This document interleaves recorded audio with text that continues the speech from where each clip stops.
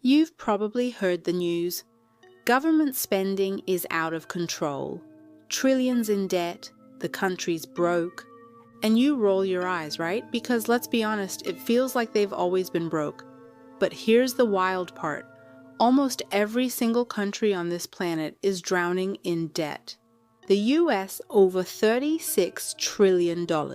Japan double the size of their entire economy. Even so-called rich nations like Switzerland deep in the red.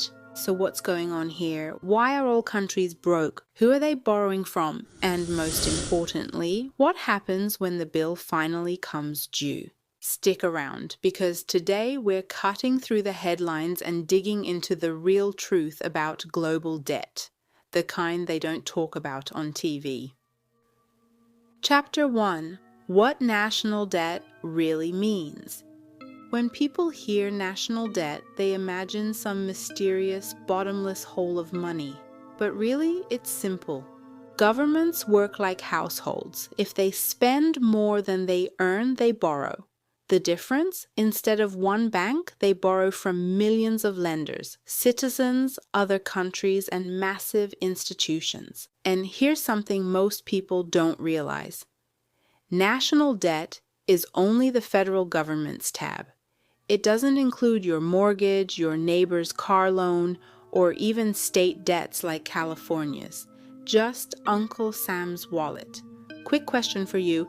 Do you think your government is more like a smart investor or like that friend who's always broke and asking for loans? Let me know in the comments. Chapter 2. Why do countries borrow? Now here's the billion-dollar question. Why borrow in the first place? Why not just print more money and call it a day? Because printing money non-stop destroys everything. Inflation goes wild.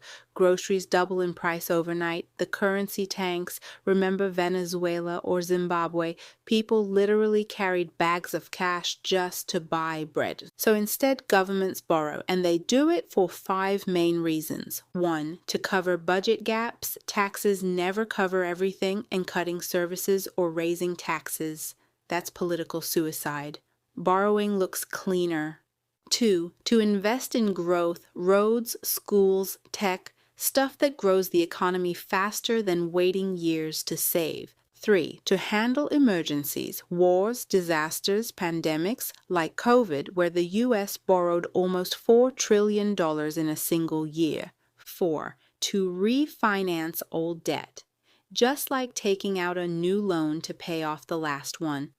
5, to steer the economy. Bonds help stabilize interest rates and currencies. So tell me, if you were running your country, would you borrow for growth or would you live strictly within your means? Chapter 3. Who's lending all this money? This is where it gets interesting. Who has trillions to lend? Citizens. When people buy government bonds, they're literally loaning money to their own country. Banks and pension funds do this too. Foreign nations, countries like China and Japan, loan billions to the US because they see it as safe. But smaller nations, they don't get that luxury. Investors demand sky-high interest. Global institutions, the World Bank, the Asian Development Bank, and of course the IMF. But their loans come with strings attached. Higher taxes, budget cuts, austerity. Remember Greece's protests? That's why. Central banks. Sometimes governments lend to themselves through central banks buying bonds. But do it too much and poof, your currency is toast. So yeah, your government's debt, it's partly your money, partly other countries' money, and partly the world's big financial players. Chapter 4. Is debt always bad? Here's the twist. Debt isn't always the villain. If you borrow to build highways, invest in education, or rescue an economy in crisis, that's good debt. It fuels growth.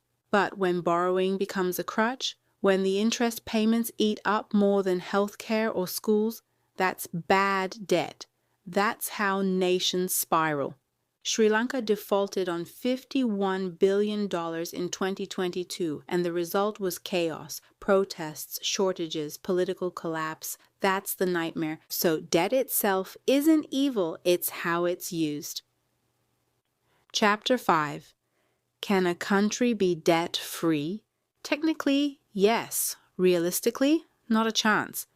Every major economy carries debt. In fact, debt is what keeps global finance ticking. Government bonds are the backbone of pensions and safe investments. Without them, the whole system shakes. The real game isn't about having zero debt. It's about balance. Borrow wisely and you grow. Borrow recklessly and you collapse. So the next time you hear the country is broke, remember this.